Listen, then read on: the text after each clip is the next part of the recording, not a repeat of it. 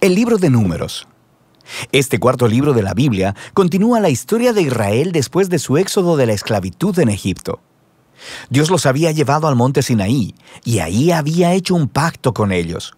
Y a pesar de la rebelión de Israel, Dios, en su gracia, proveyó en el tabernáculo una manera en que Israel pudiera vivir cerca de su santa presencia. Así que el libro de Números comienza cuando Israel termina su estadía de 1 año en el monte Sinaí, y ellos se dirigen al desierto en camino a la tierra que Dios le prometió a Abraham. La narrativa del libro está diseñada de acuerdo a las etapas de su viaje, así que la primera sección empieza en el monte Sinaí, pero luego ellos salen y viajan al desierto de Parán. Y luego, después de ahí, viajan a las llanuras de Moab, que están justo frente a la tierra prometida. Ahora, la primera parte inicia con un censo donde el pueblo es contado, y de ahí viene el nombre del libro.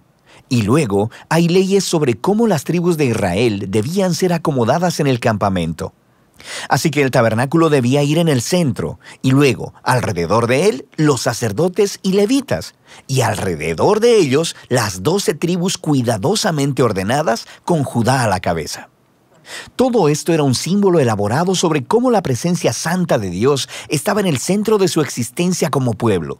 Esto es seguido por toda una serie de leyes que comunicaban las leyes de pureza del libro de Levítico. Si la presencia de Dios iba a estar en medio de ellos, debía hacerse todo el esfuerzo para que el campamento fuera un lugar puro, un lugar que reciba la santidad de Dios. En el capítulo 10, la presencia de Dios se levanta del tabernáculo y guía a Israel lejos del Sinaí, hacia el desierto. E inmediatamente las cosas comienzan a marchar terriblemente mal. En el capítulo 11, el pueblo empieza a quejarse de hambre y sed y empiezan a decir que quieren regresar a Egipto. Luego, en el capítulo 12, incluso el hermano y la hermana de Moisés empiezan a oponerse y a hablar mal de él delante de todo el pueblo. Este viaje no tuvo un buen comienzo.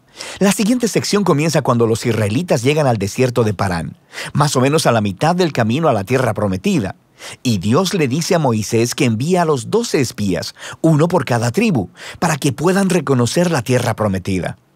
Y cuando todos los espías regresan, 10 de ellos dicen que no hay posibilidad de que Israel pueda sobrevivir allí, porque los cananeos los destruirán. Pero hay 2 espías, Caleb y Josué, que dicen que Dios puede salvarlos. Pero los 10 provocan al pueblo a una ira temerosa y empiezan a planear un motín. Van a nombrar un nuevo líder y regresar a Egipto. Así que Dios está comprensiblemente molesto y Moisés intercede en favor del pueblo. Él le pide a Dios que sea fiel a sus promesas a Abraham. Así que Dios lo hace, pero no a expensas de su justicia. Él le da a estos israelitas lo que ellos desean, no entrar a la tierra.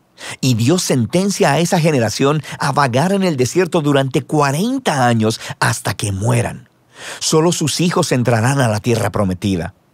Ahora, tú pensarías que esta severa consecuencia los haría despertar, pero las cosas se ponen peor. En la siguiente historia aparece todo un grupo de levitas que empezaron una rebelión y retan el liderazgo de Moisés y de Aarón, diciendo que han ido demasiado lejos. De manera que Dios lidia severamente con estos levitas y renueva su compromiso con Moisés y Aarón como los líderes de Israel. Ahora, mientras dejan la región de Parán y vuelven a viajar, las cosas se empeoran de nuevo. Los israelitas empiezan a quejarse otra vez sobre su sed y le preguntan a Moisés, ¿por qué los sacó de Egipto?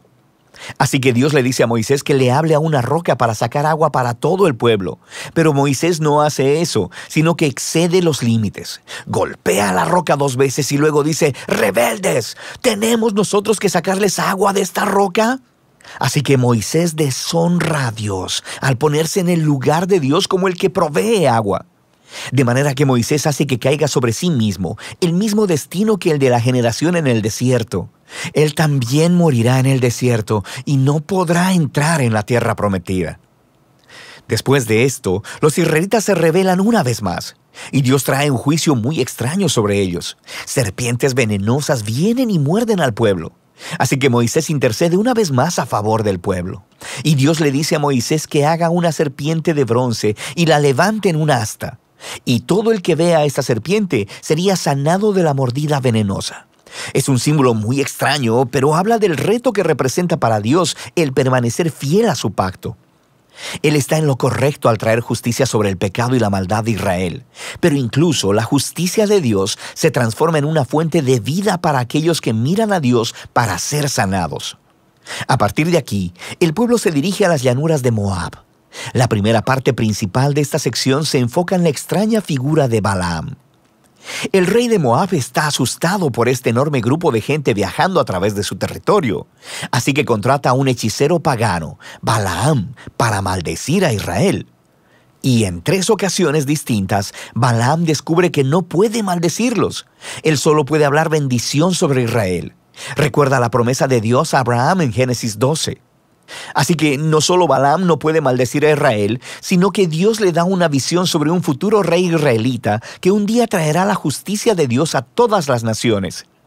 Esta visión recuerda la promesa de Jacob a Judá en Génesis capítulo 49.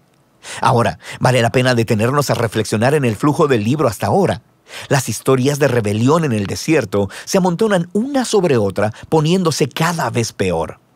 Y aunque Dios trae actos parciales de juicio sobre Israel, también continúa mostrándoles misericordia, proveyendo comida y agua en el camino. Y la historia de Balaam muestra la gracia de Dios de manera resplandeciente, porque ahí está Israel, en el campamento, murmurando y rebelándose. Pero en lo alto de las montañas, sin que ellos lo sepan, Dios los está protegiendo y hasta bendiciendo. Y es este contraste entre la rebelión de Israel en el desierto y la fidelidad de Dios lo que hizo a estas historias tan importantes para las postreras generaciones de Israel. Y las historias del desierto son recontadas una y otra vez por los profetas y los poetas bíblicos, e incluso por los apóstoles en el Nuevo Testamento. Y estas historias siempre sirven como advertencia, que aunque Dios permanecerá fiel a sus promesas del pacto, Él también permitirá que su pueblo sea parte de Él en rebelión y que enfrente las consecuencias. Después de esto, el resto del libro se enfoca en los hijos de la generación que pereció en el desierto, y ellos empiezan a prepararse para heredar la tierra prometida. Ellos hacen otro censo de la nueva generación, y luego ganan muchas batallas a los pueblos de alrededor. Y luego, algunas de las tribus empiezan a asentarse en la tierra prometida. Así que el libro termina con la nueva generación lista para entrar en la tierra prometida.